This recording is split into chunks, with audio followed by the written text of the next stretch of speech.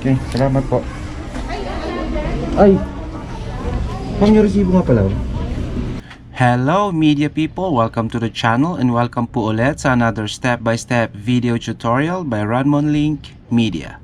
So guys, kung bago lang po kayo dito sa channel ko at gusto nyo po makapanood ng mga videos na katulad nito, please do like and subscribe at huwag nyo na po kalimutan i-click yung bell para ma-notify po kayo pag available na po yung mga ibang videos natin.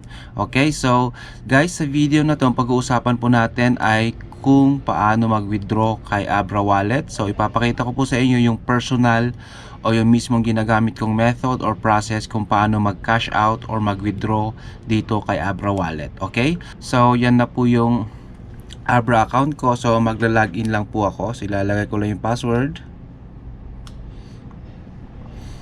At ayan na po. Kung makikita nyo guys, medyo may changes kasi nakapag-withdraw na po ako kay XRP.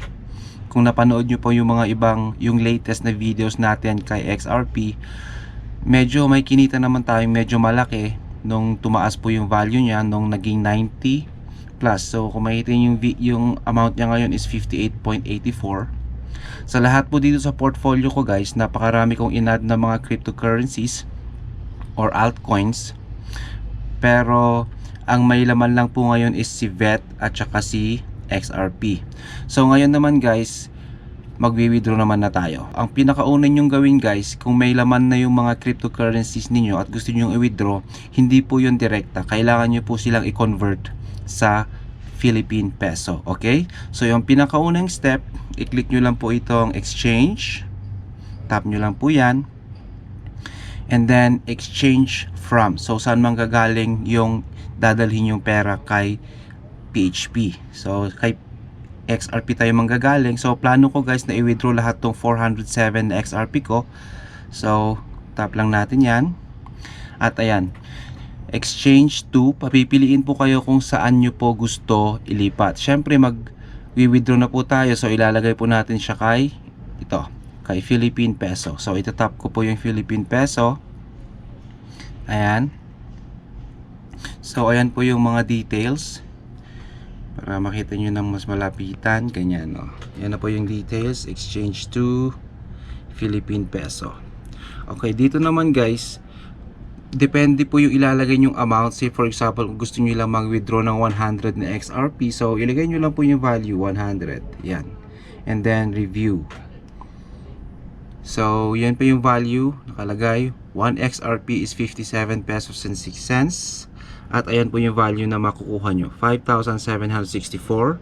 Pag kinlik nyo po yung confirm na yan, pag tinap nyo po yan, irreversible na po. So magbaback lang po tayo.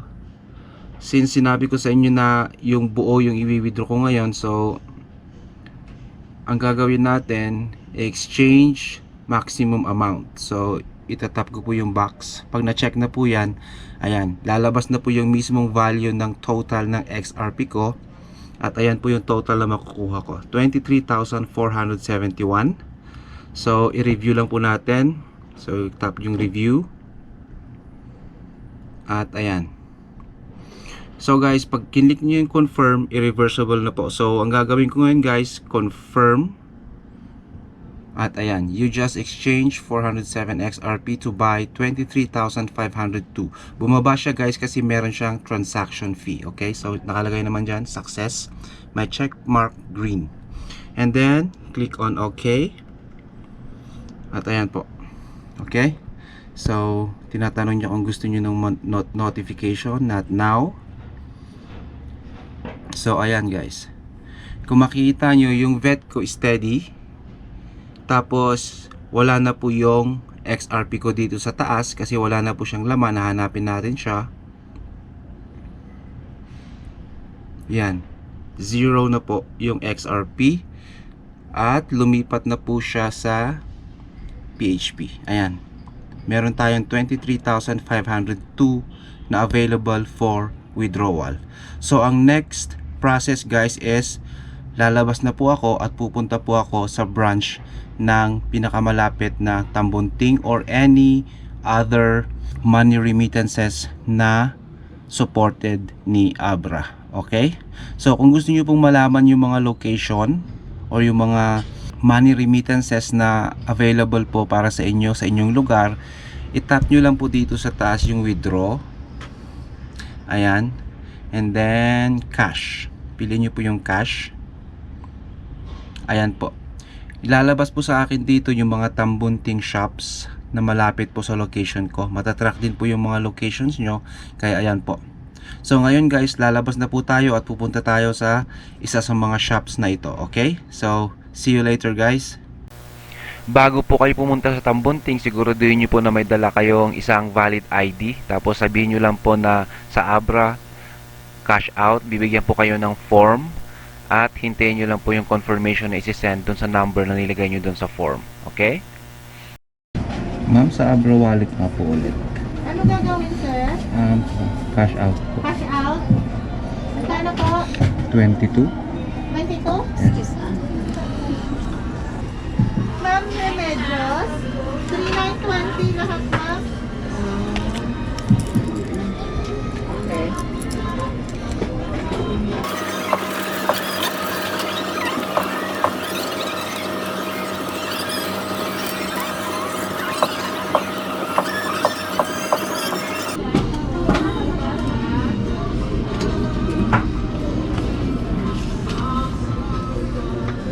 By the way guys, dapat naka-open po yung ABRA wallet ninyo para ma-receive nyo po yung notification na request na sinend po ng teller ng tambunting. At ito po yung itsura ng message pag na-receive nyo po. Ayan. Request for withdrawal. At kung makikita nyo guys, 44,000 yan. Kasi nagkamali po yung teller, instead na cash out po yung gawin is nag-cash in. Kaya ayun, na doble. Imbes na 22,000 yung ika-cash out ko, magiging 44 na siya kasi na-cash in niya, hindi niya na-cash out. Okay?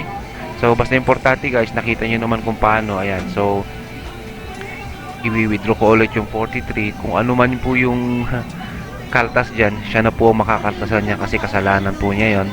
Wala tayong magagawa. Siya po yung nag-cash in. Isabi ko naman cash out. Tapos, i-rate nyo na lang po yung tambunting pagkatapos. Okay? So, ganyan lang po. Kailangan po talaga naka-open yung ABRA account niyo para marireceive nyo po yung message na to. Request for withdrawal. So, security feature din po yan para kayo lang po talaga ang makapag-withdraw from your own personal ABRA wallet. Okay? So, ayan.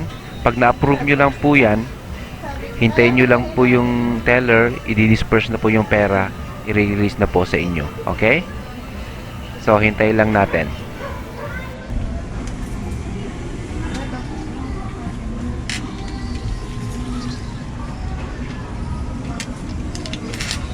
Ma'am, Cynthia?